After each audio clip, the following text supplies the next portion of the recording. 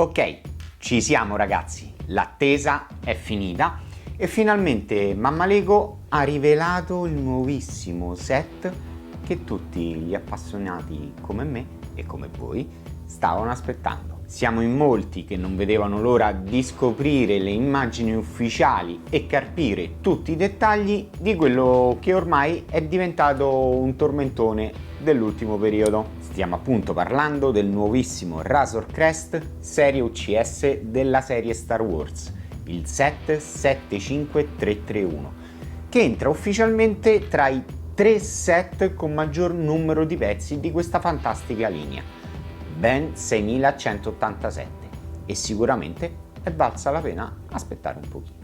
Ma prima di cominciare, miei cari amici, vi ricordo, e non smetterò mai di dirvelo, di lasciare un bel like se il video vi è piaciuto, e per chi ancora non si è iscritto al canale, sì, dico proprio a te che stai guardando in questo momento il mio nuovissimo video, iscriviti, attiva la campanella delle notifiche e aiutaci a portare avanti questo bellissimo sogno. E mi raccomando, condividete il video con altri appassionati come voi e non scordatevi di seguirci anche sui nostri social, Facebook ed Instagram. Naturalmente trovate tutti i link in descrizione. Detto questo, cominciamo! Come tutti sapete, il Razor Crest è una nave d'assalto usata dal cacciatore di taglie mandaloriano Din Djarin nella serie del franchising Il Mandaloriano. Stiamo parlando, come detto in precedenza, di 6.187 pezzi per un prezzo di 599,99 €. Quindi spero abbiate risparmiato un pochino in quest'ultimo periodo. Sarà disponibile nello store online per tutti i membri Lego VIP dal 3 ottobre, mentre dal 7 ottobre in tutti i negozi fisici Lego. Anche se vi dico la mia, io il 3 ottobre un bel giretto al Lego Store me lo farei, visto anche qualche precedente. Il set è davvero di dimensioni notevoli, infatti misura 72 cm di lunghezza, 50 di larghezza e 24 di altezza. Guardando le immagini del box posso solo dire wow, che spettacolo! Dopo alcuni set secondo me un po' discutibili, ecco qualcosa di veramente fantastico. E vi garantisco che non è sempre scontato, visto per esempio alcune cose che non mi sono piaciute del set dell'anno scorso. Mi riferisco appunto alla TAT, ma ormai il passato è passato, parliamo del presente. Sicuramente i nostri design hanno svolto un lavoro davvero eccezionale, rendendo questo set in scala minifigure, e il tutto ha reso possibile replicare la gran parte dei dettagli del vero Razor Crest. Il set viene fornito di 4 minifigure: Din Djarin, il Mandaloriano, Grogu, Quill Sunblurg, che ragazzi mi fa talmente impazzire che vorrei riprodurlo in serie, e il Mitroll. E tutte le minifigure possono essere posizionate su di uno stand fatto apposta, completato da una targhetta espositiva in stile UCS. Da notare, importantissimo, che la minifigure del Mandaloriano è completamente nuova ed esclusiva, con una nuova stampa del casco, oltre che nuove stampe sia del busto che anche delle braccia, mentre il nostro Grogu viene fornito con la sua simpatica culla fluttuante.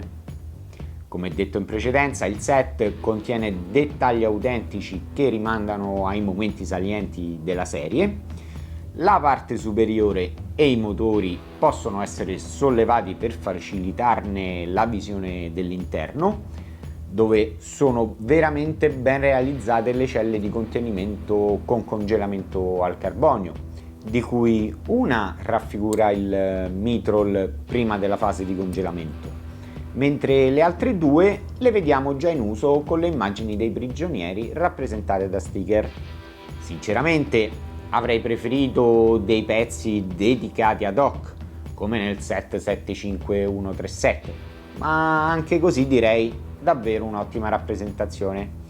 Anche se, come sapete, non sono tanto appassionato degli adesivi, ma a dire il vero in questo caso ci stanno anche bene, dai. come anche rimovibile è l'abitacolo per accedere agli alloggi.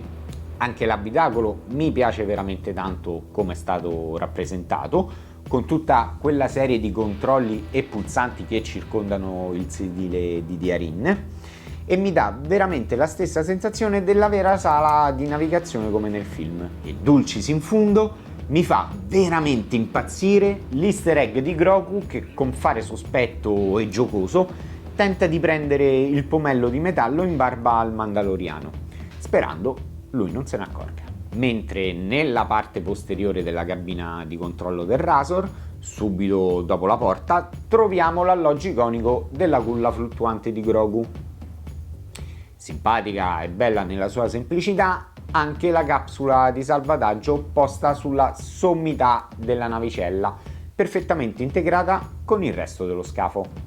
Il Razor Crest prevede anche 2 portelli laterali ed un vano di carico dove poter far salire il nostro simpaticissimo Blurg. Insomma ragazzi, al di là del costo eccessivo di cui tutti quanti sappiamo bene le motivazioni, questo credo sia un set che non bisogna assolutamente lasciarsi scappare.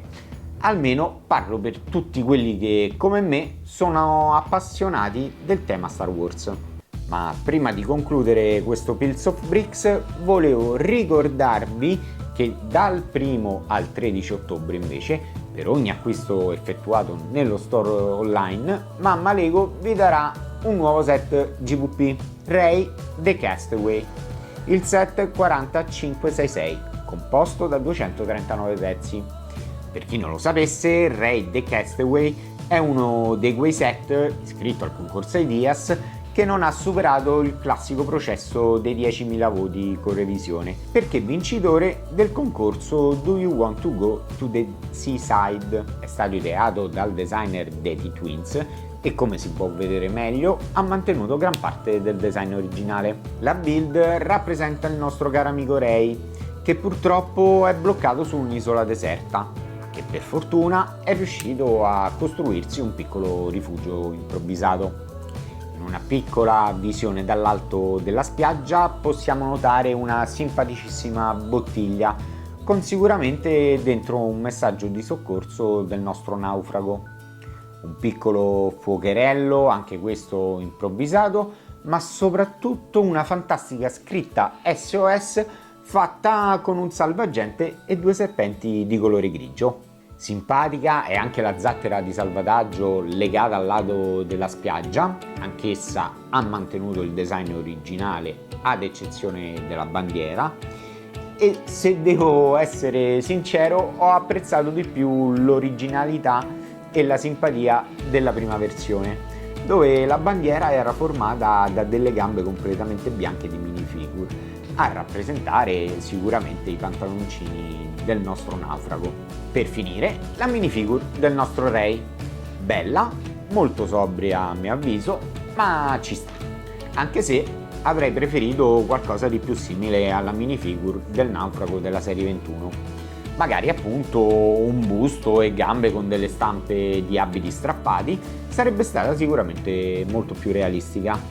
Detto ciò, amici miei, fatemi sapere nei commenti se lo acquisterete pure voi oppure no.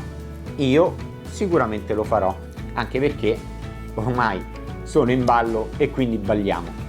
Io naturalmente vi aspetto al prossimo video e ricordatevi, solo il meglio è abbastanza. Ciao!